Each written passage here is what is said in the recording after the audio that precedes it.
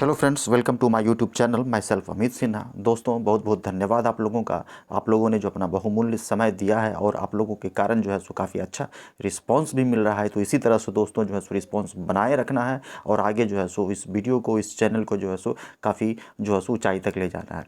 तो आइए दोस्तों, बिना किसी डिले किए हुए हम लोग बनाने का प्रयास करते हैं।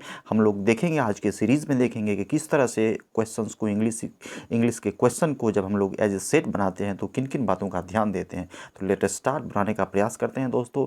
आज के सेट में भी 25 क्वेश्चंस दिए गए हैं। कई तरह के एंटोनिम्स, सिनोनिम्स जो है सो इडियम्स एंड फ्रेज हैं, साथ ही कॉमन एरर्स भी दिया गया है। तो इसे दोस्तों हम लोग बनाने का प्रयास करते हैं। तो आइए दोस्तों, विदाउट एनी डिले हम लोग बनाने का प्रयास करते हैं। देखिए दोस्तों, पहला जो क्वेश्चन है इसमें दिया गया है कि बेस्ट एक्सप्रेस कौन सा मीनिंग करता है। तो ध्यान देते हुए चलना है दोस्तों, यहीं समझते चलना है और यहीं ट्रिकी अप्रोच को जो है सो फॉलो करते हुए इसे बनाना है कि कौन सा जो है सो बेस्ट एक्सप्रेस देता है। यानी कि हम लोग कह सकते हैं कि सिनोनिम्स यानी बेस्ट कौन सा मीनिंग है। देखिए दोस्तों, इंडोलेंट वर्ड है एक। इंडोलेंट का मतलब होता है कि काफ़ी जो है सो सुस्त होना। इसको हम लोग बोलते हैं टू बी लेज़ी। लेज़ी मतलब सुस्त, उदास। स्लैक भी कहते हैं इसको, याद रखेंगे, स्लैक, SLAC के स्लैक, दैट मीन्स लेज़ी। या इसको हम लोग आइडल भी कहते हैं, यानी आइडल है, काफ़ी सुस्त है, या स्लो भी कहते हैं। तो याद रखेंगे, स्लो, आइडल, स्लैक और lazy, these are the synonyms of the word indolent. तो याद हो गया कि इंडोलेंट का मतलब लेज़ी होता है। तो इसका जो है सो राइट आंसर दोस्तों क्या हो जाएगा, ए हो जाएगा, यानी लेज़ी होना। एक्सपेंसिव का मतलब पता ही आपको कि एक्सपेंसिव होना है, यानी कि खर्चीला होना, यानी कि बहुत ज़्यादा जो स्पेंड करता है, that is called expensive. Happy मतलब खुश, और एक्टिव का मतलब तेज़ तर्राक, एक्टिव होना। तो right answer should be option ए।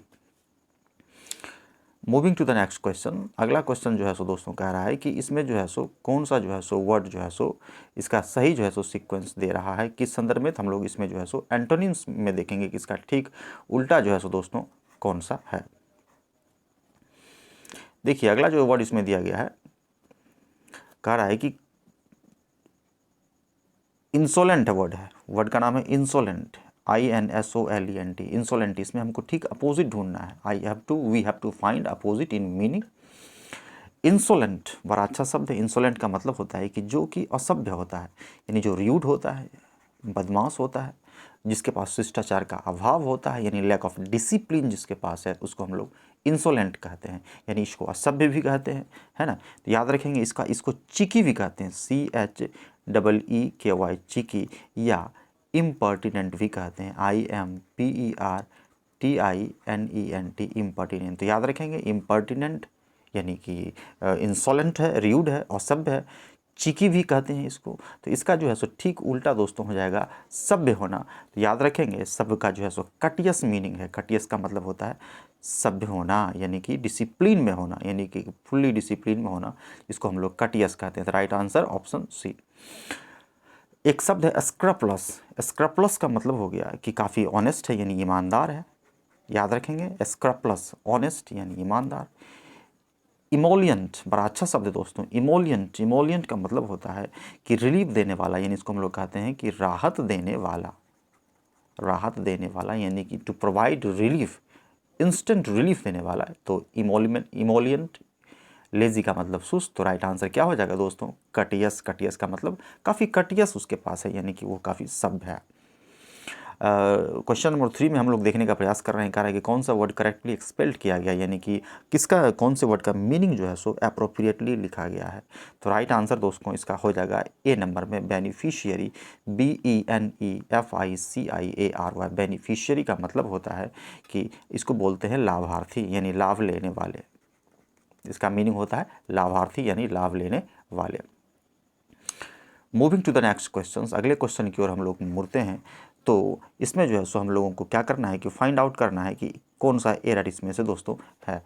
तो जैसा कि आप लोगों को पता ही है कि जब भी हम लोग एरर बनाते हैं तो किन किन बातों का ध्यान देते हैं।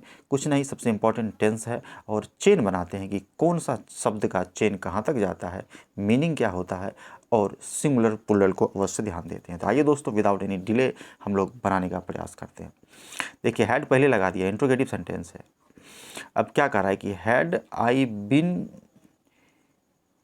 इन माई ब्रदर्स पोजिशन, कह रहा है कि यदि, हैड का मतलब यदि पहले लगा, यदि मैं होता अपने ब्रदर्स के पोजीशन में, I would have refuse the offer, कि मैं ऑफ़र को रिफ्यूज़ किया होता। Had I been in my brother's position I would have refuse the offer. तो हम लोगों को पता ही है कि conditional sentences in according to the structure of the grammar there are 6 conditional sentences, 6 तरह के कंडीशनल सेंटेंसेस होते हैं। वन ऑफ देम जो है सो, उनमें से एक जो है सो बहुत ही अच्छा है इसमें कि यदि हैड का प्रयोग करते हैं तो आगे याद रखेंगे वुड हैव का प्रयोग करते हैं। क्या करते हैं? वुड हैव का। ध्यान देना है, यदि हैड का प्रयोग है तो आगे वुड हैव का प्रयोग करते हैं। कंडीशनल मतलब क्या है? कंडीशन बना दिया है, यदि ऐसा होता तो होता। तो कंडीशन हैड लगाकर भी बनता है, इफ़ लगाकर भी बनाया जाता है। तो हम लोग देख रहे हैं कि हैड लगाया है, आगे वुड हैव लगाया है, तो बिल्कुल सही है। इसका राइट आंसर डी होगा दोस्तों, यानी कोई एरर इसमें नहीं है। The sentence is errorless. Had I been in my brother's position I would have refuse, would के बाद हैव के बाद भी लगता है, लगाया है दी ऑफर, कोई एरर दोस्तों नहीं है। Moving to the next question, question number 5, 5वां नंबर क्वेश्चन में दोस्तों क्या कह रहा है? 5वां नंबर क्वेश्चन कह रहा है कि हिज पेरेंट्स, उसके जो पेरेंट्स हैं, माता पिता, याद रखिएगा पेयर में है माता और पिता दोनों, तो प्लूरल होता है हमेशा। ऐसे चेंज बना कि हिज पेरेंट्स यूजुअली स्पेंड करते हैं, अक्सर बिताते हैं, तो याद रखिएगा यूजुअली, रैपिडली अक्सर, है ना, यूजुअली, ऑफनली, जो रूटीन बताते हैं उसको हमेशा सिंपल प्रेजेंट टेंस में बनाते हैं। किस टेंस में बनाते हैं? Simple present tense. Structure subject plus verb में एस या E S plus subject, this is the structure. तो याद रखेंगे कि हिज पेरेंट सब्जेक्ट हो गया, इसके बाद वर्ब स्पेंट है। तो दोस्तों ये स्पेंट जो है ना, वर्ब का तीसरा रूप दे दिया है। यहाँ पर क्या होना चाहिए? वर्ब में स्पेंट नहीं होगा, बल्कि जो राइट सीक्वेंस होगा वो होगा आपको स्पेंड, SPEND, चूँकि वर्ब प्लूरल होगा, चूँकि पेरेंट प्लूरल सब्जेक्ट है, स्पेंड, तो स्पेंड की जगह पर क्या लिखेंगे? स्पेंड। स्ट्रक्चर समझ में आ गया? तो राइट आंसर आपका दोस्तों option A. His parents usually spend नहीं बल्कि spend there summer in Ooty, कि अपने समर को ऊटी में स्पेंड करते हैं। देयर का मतलब अपना, किसका अपना? हमेशा याद रखेंगे किसका अपना? सब्जेक्ट का अपना। सब्जेक्ट सिंगुलर है कि प्लूरल है? प्लूरल है, तो प्लूरल के लिए अपना के लिए देयर का प्रयोग करते हैं। तो याद रखेंगे ऊटी में, लेकिन दिस ईयर, लेकिन इस साल, वे कौन वे? तो सब्जेक्ट यानी पेरेंट्स, इसके साथ इसी के लिए आर का प्रयोग कर रहा है कि they are spending in Darjeeling. कितना बेहतरीन तरीके से चेन बनाए हैं हम, इसी तरह से बनाते हुए चलना है। तो right answer option A. Moving to the next question, question number 6, he lost, यहाँ से बनाएंगे ही लॉस्ट हार्ट, कि वह हार्ट को लॉस्ट करता है, सब्जेक्ट के बाद वर्ब का दूसरा रूप प्लस ऑब्जेक्ट, बिल्कुल सही है। बिकॉज, क्योंकि he could not cope up with, कि वह कूप अप विथ नहीं कर सका। याद रखेंगे यह तीनों जो मीनिंग होता है, बड़ा बेहतरीन शब्द है दोस्तों। कूप अप विथ का मतलब होता है हैंडल करना, याद रखेंगे, हैंडल या डील करना किसी से, क्या करना? डील करना या हैंडल करना। इसका प्रयोग जनरली व्यक्ति के साथ करते हैं, यानी किसी पर्सन के साथ हैंडल या डील करते हैं तो कूप अप विथ का प्रयोग करते हैं, और किसी सिचुएशन को डील करेंगे तो सिर्फ कूप विथ लगाएंगे। याद रखेंगे कूप विथ यानी हैंडल करना किसी सिचुएशन को, to handle a situation, to handle a particular situation, तो कूप विथ। तो यहाँ पर क्या कह रहा है? द डिफ़िकल्टीज़ इन लाइफ, कि लाइफ के डिफ़िकल्टीज़ यानी डिफ़िकल्टी यानी सिचुएशन है, तो यहाँ पर कूप अप विथ नहीं लगाएंगे, क्या होगा? कूप विथ का प्रयोग करेंगे। क्या करेंगे? कूप विथ। आई होप कि दोस्तों आप लोगों को समझ में आ रहा होगा। बिल्कुल ईजी है दोस्तों, इसी तरह बनाते चलना है चेन बनाकर। यदि आप लोगों को अच्छा लग रहा है, यदि समझ में आ रहा है दोस्तों, तो नीचे लाल कलर का बटन दिया होगा सब्सक्राइब का, उसको सब्सक्राइब करना दोस्तों ना भूलें, और बेल आइकन को क्लिक करें। साथ ही कमेंट अवश्य करें कि आपको यह वीडियो कैसा लग रहा है। तो राइट आंसर आपका क्या हो जाएगा? Option B. Moving to the next question, 7 number question की ओर हम लोग बढ़ते हैं दोस्तों। इसमें जो है सो कह रहा है, बहुत ही अच्छे तरीके से कह रहा है कि आपको यह बताना है कि इसमें कौन सा वर्ड फिल होगा, खास करके फ्रेजल वर्ब के संदर्भ में। याद रखेंगे जब भी वर्ब के साथ हम लोग किसी तरह का प्रीपोजिशन यूज़ करते हैं तो वह फ्रेजल वर्ब हो जाता है, और उसका मीनिंग दोस्तों अपने आप में डिफरेंट होता है, यानी बिल्कुल ही अलग होता है। तो आइए, तो याद रखेंगे हम लोगों को यदि पता है कि कॉल्ड के साथ क्या लगाते हैं, तो डायरेक्ट यहाँ से बन रहा है कॉल ऑफ होता है। कॉल ऑफ का मतलब होता है स्थगित करना, यानी रोकना, प्रिवेंट करना। आंसर तो यही बन गया। इसी तरह से बन सकता है कॉल आउट। कॉल आउट एक मीनिंग है, कॉल ऑफ, कॉल डाउन कोई मीनिंग दोस्तों नहीं है। तो इसी तरह दोस्तों हम लोग बनाने का प्रयास करते हैं। कॉल आउट जो है सो, कॉल आउट का मतलब बुलाना होता है। लेकिन पहले हम लोग सेंटेंस को पढ़ते हैं। क्या कह रहा है कि ड्यू टू हैवी रेन, ऐसे पढ़ेंगे, हैवी रेन के कारण द मैच वाज क्या हो गया है, बारिश के कारण मैच को स्थगित कर दिया गया, कि मैच को बुलाया गया तो मैच को स्थगित कर दिया गया। तो याद रखेंगे कॉल्ड ऑफ का मतलब मैच को कैंसिल कर देना यानी स्थगित कर देना। Right answer option B. Call out का मतलब बुलाना, किसी को कॉलिंग करना यानी कॉल आउट करना, बुलाना। तो याद रखेंगे मीनिंग को, कॉल ऑफ कॉल डाउन ये नहीं है कोई मीनिंग। आगे बढ़ते हैं। कह रहा है कि the management gave us permission, कि मैनेजमेंट ने हम लोगों को विकास बनाया है, कि परमिशन दिया है। परमिशन क्या करने के लिए देगा, अनुमति क्या चीज़ के लिए दिया है, to dash with the new curriculum, कि नया जो करिकुलम है, जो नया जो पाठ्यक्रम है ना, नया जो करिकुलम है, जो क्राइटेरिया है, उसके लिए क्या किस तरह का परमिशन दिया है, to dash with new curriculum. तो याद रखेंगे इसके साथ कौन कौन सा मीनिंग प्रयोग कर देखते हैं। गो फिक्स कोई मीनिंग नहीं है, फिक्स हो जाना। गो अबाउट, हाँ यह मीनिंग दोस्तों है। गो अबाउट का मतलब होता है कि काम करना, गो अबाउट का मतलब काम करना। गो अहेड का मतलब होता है कि किसी प्रोसेस को आगे बढ़ाना, किसी प्रोसेस को गो अहेड आगे बढ़ाना। आज्ञा इसी का दिया होगा परमिशन, राइट आंसर दोस्तों यही है। लेकिन आगे और देखते हैं। गो अराउंड का मतलब होता है किसी चीज़ के इर्द गिर्द घूमना, इर्द गिर्द घूमना, गो अराउंड यानी घूमना। तो आंसर क्या होगा, परमिशन क्या चीज़ के लिए दिया है, काम करने के लिए, कि काम को आगे बढ़ाने का परमिशन दिया है, कि परमिशन दिया है कि आप क्या करें। इसी दोनों में से दोनों आंसर हो, ये भी हो सकता है दोस्तों, लेकिन राइट आंसर यही होगा। चूँकि क्या चीज़ का दिया है, न्यू करिकुलम को क्या करने के लिए, लोगों तक पहुँचाने के लिए, इसलिए राइट आंसर आपका सी। इसी तरह से समझते चलते हैं। अगला जो क्वेश्चन है दोस्तों, क्वेश्चन नंबर 9, क्वेश्चन नंबर 9 हम लोग देखते हैं। कह रहा है कि Mount Everest has earn the dash distinction of being the world's highest garbage dump, कि वर्ल्ड का सबसे ऊंचा गार्बेज डंप है, यानी वहाँ पर भी कचरा दोस्तों देखने को मिल रहा है।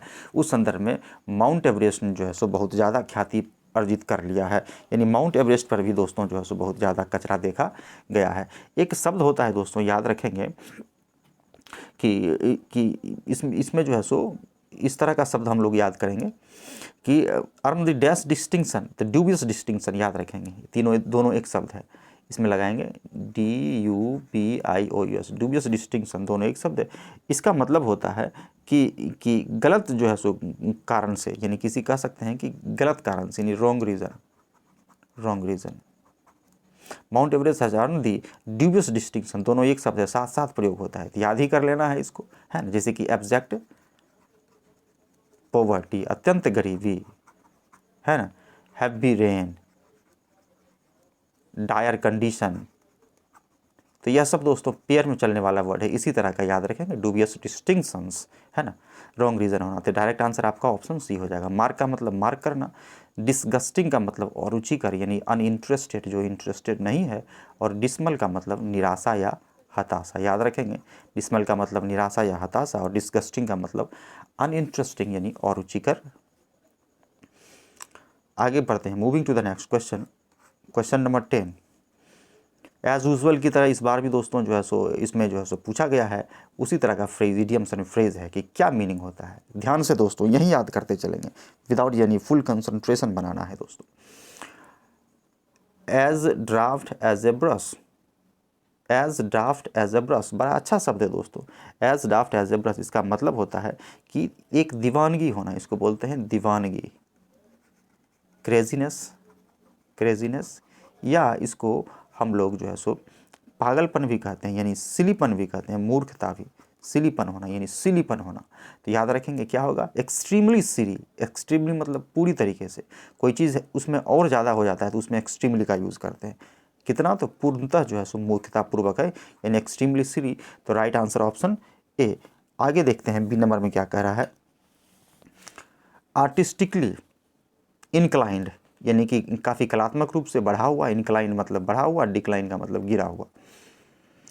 कंप्लीटली क्लीन, पूरी तरीके से स्वच्छ। अटरली सेल्फिश, यानी पूर्णतः जो है सो गंभीरता रूप से जो है सो सेल्फिश होना। तो राइट आंसर ऑप्शन ये होगा कि पूरी तरीके से जो है सो दीवानगी भरा या सिलीपन से भरा हुआ है। क्वेश्चन नंबर 11 में कह रहा है कि इन अ नट सेल, बड़ा अच्छा शब्द है दोस्तों। इन अ नट सेल का मतलब होता है कि संक्षिप्त में, यानी कि इन ब्रीफली, किसी चीज़ को संक्षिप्त में, छोटे में, इसको हम लोग संक्षिप्त में, संक्षिप्त में। तो ये ऑप्शन देखते हैं, कहाँ पर लिखा हुआ है कि ब्रीफली एंड कंसाइसली। कंसाइसली का मतलब भी होता है काफ़ी कंसाइस होना, यानी संक्षिप्त होना। तो briefly and concisely right answer D हो जाएगा। ऑप्शन ए देखते हैं, इन ट्रांसलेशन नहीं। A decorative language, decorative language ऐसा हो जो डेकोरेट करता हो। अ वेल पैक्ड पार्सल, ऐसा पार्सल जो वेल पैक्ड हो। नहीं होगा, नहीं होगा, नहीं होगा। Right answer option D. Moving to the next question, आगे हम लोग बढ़ते हैं। क्वेश्चन नंबर 12 में क्या कह रहा है, स्ट्रेन एवरी नर्व, कि प्रत्येक नर्व को स्ट्रेन करना। इसका मतलब होता है कि एरी चोटी एक करना। याद रखेंगे कि पुट ग्रेटेस्ट इफर्ट्स, या एरी चोटी एक करना, बहुत कड़ा मेहनत करना। Put greatest effort, greatest effort यानी कि बहुत ज़्यादा अपना इफर्ट्स को यूज़ करना, that is called strain every nerve. तो ऑप्शन देखते हैं, कहीं पर लिखा हुआ है, तो लिखा हुआ है वर्क वेरी हार्ड, बहुत कठिन मेहनत करना, कड़ा परिश्रम करना। तो राइट आंसर बी होगा। ट्राई ऑल ट्रिक्स हो सकता था, लेकिन इसका रियल मीनिंग होता है कि एरी चोटी एक करना। तो ऑप्शन बी हो जाएगा। बेग बिफोर अदर्स, बिफोर का मतलब सामने भी होता है, याद रखेंगे। बिफोर का मतलब सामने, किसी के सामने। बेग मतलब भीख मांगना, यानी किसी के सामने हाथ फैलाना या भीख मांगना। स्पेंड अ लार्ज अमाउंट, अत्यधिक जो है सो अमाउंट को खर्च करना। तो राइट आंसर ऑप्शन बी होगा दोस्तों। ठीक है, तो याद रखेंगे स्ट्रेन एवरी नर्व यानी बहुत कड़ा मेहनत करना। अब जो दोस्तों जो है सो इसमें हमको अल्टरनेटिव चूज़ करना है कि जो मीनिंग उसका क्या है, यानी अनेक शब्दों के एक शब्द की तरह इसको बनाना है। क्वेश्चन नंबर 13 क्या कर रहा है, proposition made as a basis for reasoning, कि रीजनिंग के प्रपोजिशन पर कोई बेसिस तैयार करना है, यानी रीजनिंग के आधार पर कोई बात को बनाना। Without the assumption of its truth, यानी बिना ट्रूथ के एजम्पशंस के, यानी बिना सच्चाई जाने हुए सिर्फ अनुमान से किसी बात को कहते हैं, तो उसे क्या कहते हैं। देखिए, हाइपर टेक्स्ट का मतलब होता है टेक्स्ट। कौन सा टेक्स्ट, एक सॉफ्टवेयर वाला टेक्स्ट है जिसका यूज़ जो है सो कंप्यूटर की दुनिया में करते हैं। तो हाइपर टेक्स्ट का इससे तो कोई लेना देना है नहीं। हाइपोक्रेसी बड़ा अच्छा शब्द है। हाइपोक्रेसी का मतलब होता है कि एक प्रकार का पाखंड होना, यानी अपने आप में जो है सो पाखंड का काम करना, या मिथ्याचार भी इसको कहते हैं, यानी कि मिथ्याचार होना। हाइपोक्रेसी कि I am the greatest, this types of insecurities को जो होता है उसको हम लोग हाइपोक्रेसी कहते हैं। तो ये भी नहीं होगा दोस्तों। हाइपरबोल बड़ा अच्छा शब्द है। हाइपरबोल का मतलब हो गया किसी चीज़ को हाइप करके बोलना, यानी हाइपरबोल माने बोलो, यानी इसका मतलब बढ़ा चढ़ा कर बोलना, बढ़ा चढ़ा कर बोलना, एक्सटेंसिवली किसी को बढ़ा चढ़ा कर बोलना, यह भी नहीं होगा दोस्तों। और हाइपोथेसिस का मतलब ही होता है कि अनुमान के आधार पर किसी चीज़ को बोलना, यानी assumption, on the basis of assumption. Assumption यानी अनुमान के आधार पर बिना सच्चाई जाने हुए किसी काम को कहना, हाइपोथेसिस, याद रखेंगे। अगला जो शब्द है क्वेश्चन नंबर 14, उसमें कह रहा है कि indifferent to pleasure and pain. Pleasure मतलब आनंद, पेन मतलब दुख। इनडिफरेंट मतलब कि जो है सो एक जैसा, यानी शांत रहना या अस्थिर रहना। इसको हम लोग अस्थिर रहना भी कहते हैं, कि जो सुख और दुख में समान रहता है, यानी हिलता नहीं है। कहते हैं ना भगवान कृष्ण, सुख दुखे समाकृता, यानी सुख और दुख में जो समान भाव रखता है, वही यहाँ पर कह रहा है कि वह क्या कहते हैं उसको। तो indifferent to pleasure and pain, pain और पेन में जो है सो रहता है, तो उसको हम लोग क्या बोलते हैं, स्टोसिज्म कहते हैं। स्टोइसिज्म का मतलब इसे स्टोइक होता है, STOIC। स्टोइक का मतलब जो सुख दुख में समान रहता है। यह प्रोसेस है, इसलिए आंसर इसका सी होगा, कि जो सुख दुख में समान रहता है, यानी इसको वैरागी भी कहते हैं, कि किसको किसी तरह का राग नहीं है। प्रिजर्वेंस का मतलब होता है कि दृढ़ निश्चयी, जिसके पास काफ़ी दृढ़ संकल्प से पूर्ण है, उसको हम लोग प्रिजर्वेंस कहते हैं। टॉलरेंस का मतलब बर्दाश्त करना। और रेडिकलिज्म का मतलब कट्टरता, जैसे किसी एक विश्वास या आइडिया पर अडिग हैं, उस आइडिया से हट नहीं रहे हैं, जिद्दीपन दिखा रहे हैं, तो उसको हम लोग रेडिकलिज्म कहते हैं, हिंदी में कट्टरता भी कहते हैं। तो राइट आंसर सी हो जाएगा। अब कह रहा है कि नो लॉन्गर ए चाइल्ड, कि वह बच्चा नहीं है लंबे समय से, बट नॉट एन एडल्ट, लेकिन वो युवा भी नहीं है, ना ही बच्चा है ना ही युवा है, तो उसको क्या कहते हैं, तो उसको एडोलेसेंट कहते हैं दोस्तों। और क्या, राइट आंसर इसका क्या हो जाएगा, बी हो जाएगा, यानी एडोलेसेंट, यानी इसको हम लोग कहते हैं हिंदी में किशोर, है ना। बाल्यावस्था के बाद जो है सो किशोरावस्था, उसके बाद जो है सो युवावस्था। एडल्ट का मतलब युवा, यंगस्टर्स का मतलब युवा, जुवेनाइल का मतलब जो है सो बिल्कुल ही बालक, यानी बाल्यावस्था, बाल्य, इसको जुवेनाइल कहते हैं, जुवेनाइल एक्ट होता है ना। और योकेल, योकेल बड़ा अच्छा शब्द, योकेल का मतलब होता है कि जो मूर्ख तरह का व्यक्ति है, मूर्ख या असभ्य व्यक्ति है, उसको हम लोग योकेल कहते हैं। याद रखेंगे, मूर्ख या असभ्य को हम लोग योकेल कहते हैं। और एडोलेसेंट का मतलब हो गया कि किशोर, यानी किशोर। तो right answer option B. Moving to the next question, question number 16 से हम लोग देखने का प्रयास करेंगे कि क्या कह रहा है। क्वेश्चन नंबर 16 में दोस्तों कह रहा है कि चूज करेक्ट अल्टरनेटिव, कि कौन सा उस पर फिल कर सकते हैं उसके जगह पर। तो आराम से बनाएंगे इसको कि इसमें कौन कौन सा ऑप्शन हो सकता है, क्योंकि नो इम्प्रूवमेंट भी दिया है। नो इम्प्रूवमेंट देने का मतलब है कि ये दिया गया जो है यहाँ पर जो अंडरलाइन किया गया, यदि ये सही है तो नो इम्प्रूवमेंट लगाएंगे। तो याद रखना है कि किस तरह से हमको बनाते हैं। तो आइए ट्रिक देखते हैं इसका। आई बाउट, कि मैंने खरीदा 4 डजन ऑफ मैंगोज, यहीं से बनाएंगे। सबसे पहली बात है, तो डजन के साथ यदि ऑफ लगाते हैं तो इधर भी एस होगा, इधर भी एस होगा, मैंगोज। कहीं पर है ऐसा, तो ऑप्शन बी ये बिल्कुल सही आंसर है आपका। यदि ऑफ नहीं लगाते हैं, यदि ऑफ नहीं लगाते हैं तो 4 लिखा हुआ है, तो यहाँ पर लिखेंगे 4 डजन, ये बिल्कुल सही हो जाएगा। लेकिन इसको यदि हम लोग 4 डजन्स कहते हैं, DOZENS, डजन्स कहते हैं, तो यह गलत हो जाएगा। याद रखेंगे, क्योंकि पहले से 4 लिखा हुआ है, इसमें एस नहीं लगाएंगे। तो दोस्तों यह भी आपका बिल्कुल सही होगा, क्योंकि ऑफ नहीं लगाएंगे, यानी आई बाउट 4 डजन मैंगोज। तो यह भी आंसर हो सकता है, यह भी आंसर हो सकता है। तो इसका जो आंसर है दोस्तों, आपको C+B दोनों आंसर दोस्तों होगा, इसको ध्यान देना है। ऑप्शन में इस तरह से दे दिया गया है बाय मिस्टेक, तो C and B both should be answered, दोनों आंसर हो सकता है। क्वेश्चन नंबर 17, क्वेश्चन नंबर 17, अब यहाँ पर दोस्तों ध्यान देना है, क्या कह रहा है कि I have still to meet. Still का मतलब होता है फिर भी, एक होता है अभी भी, एट का मतलब होता है अभी भी। तो यह सब चीज़ भी दोस्तों ध्यान देना है कि अभी भी या अभी तक, कि I have still to meet a person who is perfectly satisfied with his job, कि वैसा व्यक्ति जो अपने जॉब से सेटिस्फाइड विथ है, उससे हमको अभी भी मिलना है। तो यहाँ पर दोस्तों यह कहना चाह रहा है कि I have still to meet, मिलना है, लेकिन यहाँ पर राइट आंसर जो होगा, चूँकि वो होगा बी नंबर, कि I am yet to meet, कि हमको अभी मिलना है। तो याद रखेंगे कि इफ़ प्लस येट के संदर्भ में या उस तरह का सेंटेंस बनता है, तो यहाँ पर यह होगा आंसर, येट का प्रयोग करेंगे स्टिल के जगह पर। तो येट कहीं पर है, तो येट ऑप्शन बी में आंसर है, तो यही आपका आंसर होगा। चूँकि स्टिल के कारण इसको हम लोग काट दिए, इसलिए right answer option B. Would का प्रयोग दोस्तों इसलिए नहीं करेंगे क्योंकि यहाँ पर प्रेजेंट टेंस का प्रयोग किया गया है। वुड का प्रयोग जो है सो पास्ट में करते हैं, ऑप्शन भी कट गया। माइट का प्रयोग भी पास्ट में करेंगे, मे का माइट है, ये भी कट गया। नो इम्प्रूवमेंट भी नहीं होगा, तो राइट आंसर आपका option B. Question number 18, would you find one absent, please don't forget to leave a message behind, कि बिहाइंड अ मैसेज को लीव करना ना भूलें यदि कोई व्यक्ति अब्सेंट मिलता है। कि इफ़, यहाँ पर इफ़ वाला सेंटेंस है कि यदि कोई व्यक्ति अब्सेंट मिलता है, तो याद रखेंगे इसको वुड लगाया है, तो यहाँ पर वुड का प्रयोग नहीं होगा दोस्तों, इफ़ का प्रयोग होगा। यदि सेंटेंस में इफ़ नहीं है, तो इफ़ के बदले जो है सो शुड का प्रयोग किया जा सकता है। इस बात का ध्यान रखेंगे कि इफ़ के बदले जो है सो शुड का प्रयोग किया जा सकता है इफ़ के अर्थ को बताने के लिए। तो यहाँ पर कहीं पर लग रहा है इफ़ है, नहीं है तो शुड है, तो आपका आंसर होगा शुड यू फाइंड। तो मीनिंग वही होगा कि should you find one absent, कि यदि आपको कोई एब्सेंट मिलता है तो आप बताएं। एज यू फाइंड का प्रयोग इसलिए नहीं करेंगे क्योंकि एज यू फाइंड का मतलब, जैसा कि आपको पता है, यहाँ पर यह कह रहा है कि यदि आपको इस तरह का होता है, कंडीशन बता रहा है। तो मैं बता चुका हूँ कि कंडीशन बताने में हैड का प्रयोग करते हैं, शुड का प्रयोग करते हैं और इफ़ का प्रयोग करते हैं। तो यहाँ पर जो है सो सेंटेंस आपका होगा शुड वाला, शुड यू फाइंड, यानी कि यदि। तो right answer option B. Question number 19 कर रहा है कि किम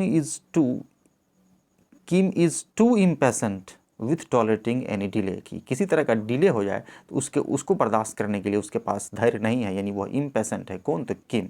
तो हम लोगों को पता ही होगा कि टू के साथ क्या लगाते हैं, आगे टू लगाते हैं। क्या हुआ इसका मतलब? इसका मीनिंग यही दोस्तों होता है कि जैसे कि he is too heavy, sorry, it is too, TOO, too heavy to carry, कि यह इतना भारी है कि इसको कैरी नहीं किया जा सकता। तो याद रखेंगे इस तरह से TOO के साथ आगे टू का प्रयोग करते हैं। तो यहाँ पर देखिए टू के साथ विथ का प्रयोग किया गया। ये टू है TOO, इसके साथ यहाँ क्या लगाया है विथ। तो विथ नहीं लगेगा जब बल्कि क्या लगेगा टू। तो ऑप्शन देखेंगे कहीं पर टू है, ऑप्शन सी में टू है, तो राइट आंसर क्या होगा टू। तो याद रखेंगे टू के साथ क्या लगाते हैं to. To tolerate. Question number 20।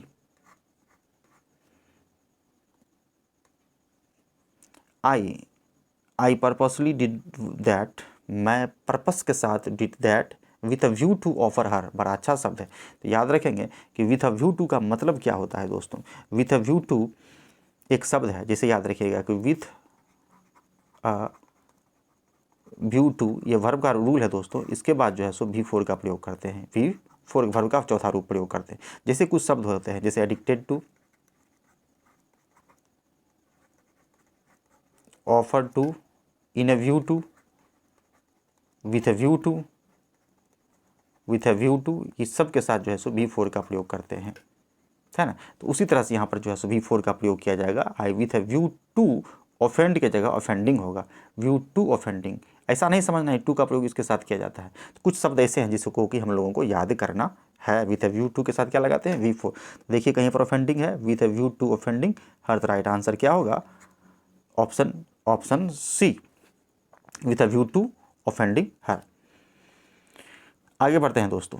मैं बता चुका हूँ कि पैसेज को बनाने में किन बातों का दोस्तों ध्यान देना है। पैसेज को बनाने में जो है सो सिर्फ करना क्या है कि क्वेश्चंस को फॉलो करना है कि कहाँ पर क्या लिखा गया है। तेज़ी से एक बार पढ़ेंगे और क्वेश्चंस को बनाते चले जाएंगे और मैं बताऊँगा कि कहाँ पर क्या लिखा हुआ है। आइए दोस्तों पैसेज को केयरफुली पढ़ने का प्रयास करते हैं। कह रहा है कि द एंटीजन एंटीबॉडी, याद रखेंगे कि उसका की पॉइंट को भी नोट करेंगे कि क्या कह रहा है। इसे देखिए यहाँ पर जो सबसे महत्वपूर्ण लाइन है एंटीजन एंटीबॉडी के बारे में बता रहा है, यानी हमारे शरीर में जो एंटीबॉडी कैसे बनता है, इम्यून सिस्टम कैसे मजबूत होता है, कौन कौन सा केमिकल रिएक्शंस होता है, ब्लड का क्या लिम्फोसाइट वगैरह जो है सो यह सब दोस्तों जो है सो बायोलॉजिकल टर्म दिया गया है। तो समझेंगे तो बनने में थोड़ा सा परेशानी होगा, इसलिए हम लोग जो है सो पॉइंट वाइज नोट करेंगे, की पॉइंट को नोट करेंगे और क्वेश्चन में ही जो है सो आंसर को बनाने का प्रयास करेंगे। तो आइए एक बार मैं तेज़ी से पढ़ के निकलता हूँ।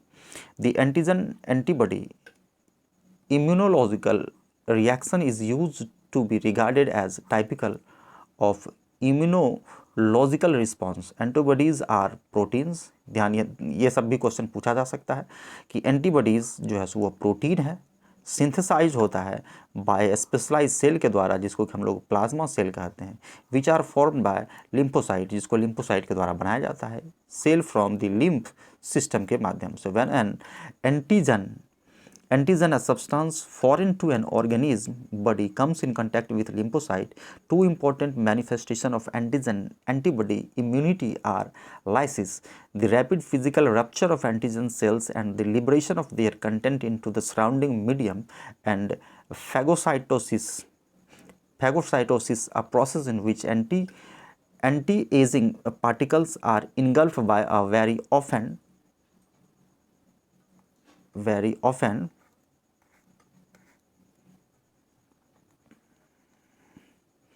digested by macrophages and polymorphs. The process of lysis is executed by a complex and unstable blood constituent known as complement, which will not work unless if it is activated by a specific antibody. The process of phagocytosis is greatly facilitated when the particles to be engulfed are coated by a specific antibody directed against them। दोस्तों यहाँ तक हम लोगों ने देखा कि इसमें जो है सो सिर्फ एंटीबॉडी के बारे में बात कर रहा है कि एंटीबॉडी यानी शरीर में कैसे काम करता है, कौन ब्लड में जो है सो कौन जैसे लिम्फोसाइट है उसका क्या काम है, कैसे बनता है। तो इन सारी चीज़ों को दोस्तों इसमें बताया गया है। तो मैं इसको बताता हूँ कि दोस्तों इसको कैसे बनाना है। इसका जो मेन जो है सो ट्रिक जो है सो वह क्वेश्चन में ही छिपा हुआ है। देखिए क्वेश्चन को पढ़ते हैं, इसी में आंसर दोस्तों हम लोगों को मिलेगा।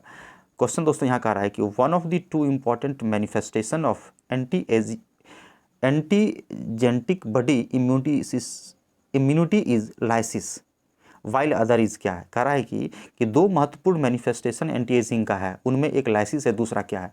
एकदम हूबहू दोस्तों लिखा गया होगा कहीं ना कहीं, उसी को हम लोग आंसर बनाएंगे। देखिए दोस्तों ऊपर में जो है दोस्तों लिखा गया है यहाँ पर,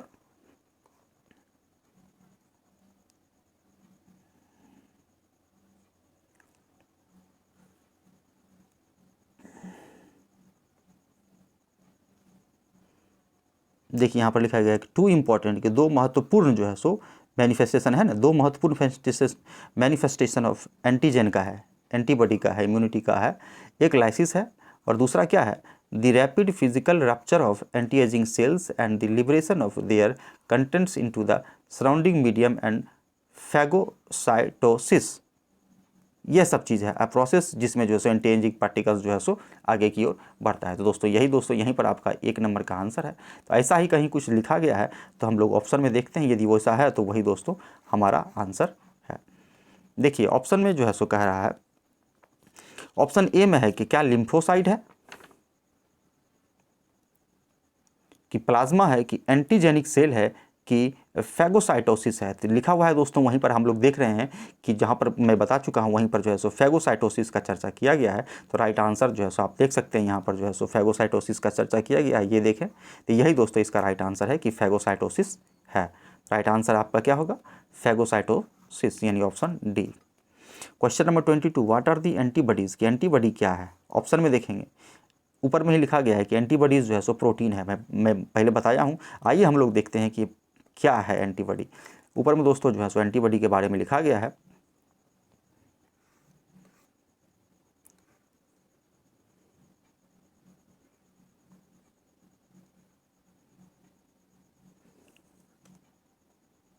देखिए यहाँ पर लिखा गया है कि antibodies are proteins synthesized by specialize cell के द्वारा, जिसको सिंथेसाइज किया जाता है यानी बनाया जाता है, यानी कि प्लाज्मा के द्वारा जो है सो एंटीबॉडी बनता है। तो जो कि क्या होता है, प्रोटीन होता है। तो राइट आंसर आपका प्रोटीन वाला होगा। ऑप्शन देखते हैं हम लोग, तो एंटीबॉडी क्या है, प्रोटीन है। तो राइट आंसर बी। इसी तरह से ढूंढ कर दोस्तों बनाते चलेंगे। अगला क्वेश्चन है कि व्हाट हैपन्स, कि क्या होता है कि when antigen comes with contact with the lymphocyte, कि जब लिम्फोसाइट के कंटैक्ट में आता है तो क्या होता है। आइए देखते हैं कि जब एंटीजन लिम्फोसाइट के कंटैक्ट में आता है तो क्या होता है। डायरेक्ट लिखा गया है दोस्तों ऊपर में, देखिए यहाँ पर लिखा गया है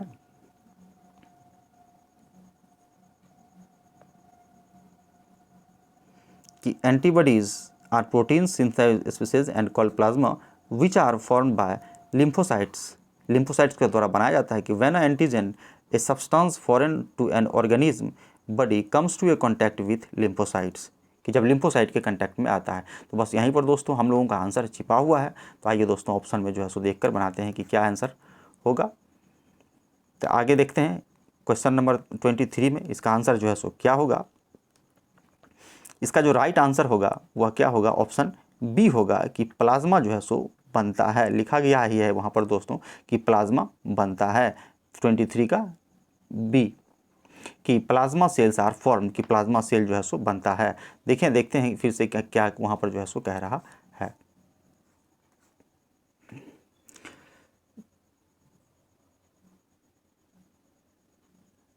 यहाँ पे लिखा गया called plasma cells which are form, यानी कि यही दोस्तों इसका आंसर है कि plasma cells which are form by lymphocytes. तो यही संदर्भ में दोस्तों इसका आंसर है। Moving to the next question, question number जो बढ़ते हैं 24 की ओर, क्या कह रहा है। क्वेश्चन नंबर 24 में क्या कह रहा है, देखिए कह रहा है कि which of the following statement is true in the context of ऐसे, कि ऐसे के कंटेक्ट में कौन सा जो है सो सही है। तो डायरेक्ट जो है सो दोस्तों लिखा गया है ऑप्शन सी नंबर में जो है सो इसका राइट आंसर दोस्तों दिया गया है कि complement is a blood constituent. यह लिखा गया है, मैं इसको दिखा देता हूँ। पहले 25 क्वेश्चन को बनाने का प्रयास करते हैं। कह रहा है कि फैगोसाइटोसिस इज ए प्रोसेस, कि फैगोसाइटोसिस एक प्रोसेस है कि जिसमें antigenic particles are dash by and very often digested by macrophages and polymorphs. उसमें क्या होता है, क्या इनगल्फ होता है, अट्रैक्ट होता है या इनगल्फ होता है। तो लिखा गया है कि दोस्तों इनगल्फ। तो मैं दोनों दिखाने का प्रयास करता हूं कि दोस्तों राइट आंसर क्या है। बस कुछ नहीं करना है, ढूंढना है दोस्तों। एक बार जो है सो थोड़ा सा फास्टली जो है सो पढ़ने का प्रयास करना है और ढूंढना है। सबसे पहले तो क्वेश्चन नंबर जो है सो 5 को देखते हैं। यहाँ पर दोस्तों देखिए ये फैगोसाइटोसिस के बारे में लिखा गया है। यहाँ पर देखिए कि फैगोसाइटोसिस एक प्रोसेस जिसमें एंटीजेटिंग पार्टिकल्स आर इनगल्फ अभी जस्ट बताया हूँ, उसमें लिखा गया है कि इनगल्फ किया जाता है, निगला जाता है by any and very often digested bye macrophages. तो यही दोस्तों इनगल्फ, यही आपका आंसर है, ये 25 का यानी आंसर है इनगल्फ। और उसके बाद जो है सो अगला जो है सो दिया गया था, यहाँ पर दिया गया है कि द प्रोसेस ऑफ, यानी कि 24 नंबर का क्वेश्चन नंबर 24 का, lysis is exalted by complex and unstable blood constituent known as complement which will not work unless is activated by, यानी कि इसी को कहा जाता है कॉम्प्लीमेंट कहा जाता है। तो यही दोस्तों लिखा गया है। तो आइए दोस्तों एक बार फिर से देख लेते हैं। तो यहाँ पर क्या हो जाएगा कि इसको क्या किया जाता है, तो इसको इनगल्फ किया जाता है, आसानी से बना लिए, इनगल्फ किया जाता है। और अगला जो है सो यहाँ पर लिखा गया है कि complement of is a blood constituent, जिसको कि मैंने अभी बताया। आई होप कि दोस्तों आप लोगों को अच्छा लगा होगा, तो अच्छा लगा होगा तो अवश्य दोस्तों मेरे चैनल को सब्सक्राइब करें, लाइक करें और शेयर करें, साथ ही कमेंट करना ना भूलें। तो मिलते हैं दोस्तों अगले वीडियो में, तब तक के लिए धन्यवाद।